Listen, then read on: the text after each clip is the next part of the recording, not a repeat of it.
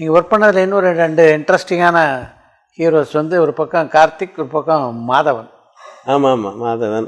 ஏன் சிம்பு மாதவன்லாம் ரொம்ப lovable character. அவங்களோட ஒர்க் பண்ணதெல்லாம் ஜாலியாக இருக்கும். சேம் டைம் பயங்கர பிரெய்னி சார் மாதவன். ஒரு ஷார்ட்டே வந்து நம்ம எப்படி அது நேச்சுரலைஸாக பண்ணணுன்றதை ஃபீல் பண்ணுவான். ஒரு மாதிரி ஆர்டிஃபிஷியலாக இருக்குதுன்னா என்ன சார் வேணாம் சார் அப்படின்னாப்புல நிறைய இன்புட் கொடுப்பாப்புல. அது வந்து மன்மத நம்பல ஆக்சுவலாக வந்து அவர் செகண்ட் கேரக்டர் தானே, அதனால் அது வந்து அதை பற்றிலாம் கவலையப்படாமல் அது எவ்வளோ இறங்கி பண்ணால் தானே அவ வெறுப்பா. அதுக்கெல்லாம் இறங்கி அப்படி நல்லா பண்ணுவாப்புல. நல்ல ஒரு that is brainy fellow Madhavan.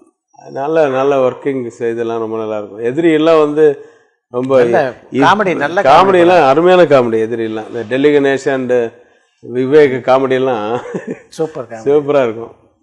அந்த 4 பசங்களை வச்சு அது வந்து எனக்கு புது வசந்தம் இன்ஸ்பிரேஷன் இல்லை, அந்த அதுக்காக மட்டும் இல்லை, அதே ஏரியாவில் போய் அதே இடத்துல எடுத்தேன். அதே ட்ரிப்ளிகன் பெருமாள் கோயில் பக்கத்தில் அதே ரோடு, அந்த வீடு இல்லை, அங்கேருந்து ஒரு 5வது வீடு தள்ளி அங்கே தான் அந்த இதெல்லாம் எடுத்தேன். எனக்கு அப்படியே இப்போ நான் அசிஸ்டன்ட் டைரக்டராக இருக்கும்போது புது வசந்தம் ஒர்க் பண்ணதெல்லாம் ஞாபகம் வரும். அதுக்கப்புறம் நான் எதிரி பண்ணும்போது 20வது படமும் ஒன்று நல்ல டைப். அது ஒரு நல்ல படம். சிம்புவெல்லாம் வந்து எல்லாரும் சொல்கிறாங்க வந்து வரமாட்டான். இது நம்ம எப்படி ஒருத்தர்கிட்ட வேலை வாங்கணும், நம்ம எப்படி அவரோட மிங்கிள் ஆகணும்னு நம்ம முதல்ல படிக்கணும் sir. Not only with Simbu,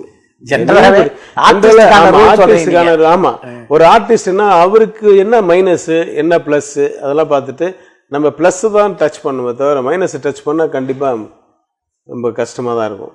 அதனால் ஒரு 2 நாள் எனக்கு வந்து லேட்டாக வந்தப்பில் நான் வந்து 2 நாள் 3வது நாள் நினச்சி சிம்பு நான் வந்து இந்த படத்துலேருந்து நான் போய்க்கிறேன், நான் சாரி நீ வந்து இந்த படத்தை வந்து என்னால் பண்ண முடியாதுன்னு சொல்லி நான் எழுதி கொடுத்துட்றேன், நீங்கள் யார் வேணால் வச்சு பண்ணிங்க, நான் நோ அப்ஜெக்ஷன் மாதிரி கொடுத்துட்றேம்மா லெட்ரு.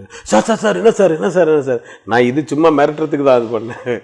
அது வந்து என்ன சார் இல்லைப்பா, நீ வந்து நான் காலையில் நான் 7 மணிலேருந்து ஒரு ஷார்ட் நான் வச்சுட்டு வெயிட் பண்ண நீ 11 மணிக்கு வரக்கூடாது, நீ 11 மணிக்கு தான் வருவியா என்கிட்ட சொல்லிடு, நான் அதுக்கேற்ற மாதிரி ரெடி ஆகிக்கிறேன். நீ இல்லை 1 மணிக்கு தான் வருவியா, இல்லை 12 மணிக்கு தான் வருவியா, இல்லை வரவே மாட்டியா நாளைக்கு, இல்லை அது நாளைக்கு தான் வருவேன், நான் அதுக்கு நான் பிளான் பண்ணிப்பேன்.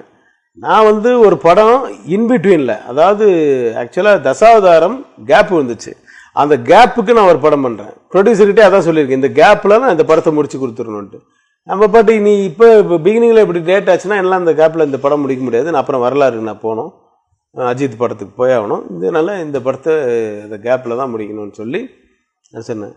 இல்லை சார் நான் சொல்லிடுறேன் சார், நீ எப்போ வேணாவா, நீ 4 மணிலே தான் வருவியா, நைட்டு 4 மணி வரைக்கும் வரும். ஆனால் நைட்டு விடிய ஒர்க் பண்ணிட்டே இருப்பாங்க சார் நிறைய பேர், நாட் ஒன்லி சிம்பு, நிறைய மியூசிக் டைரக்டர்ஸு நிறைய ஆர்டிஸ்ட்டு எல்லாருமே வந்து நைட்டில் ஒர்க் பண்ணுறது தான் பிடிக்குது அவங்களுக்கு.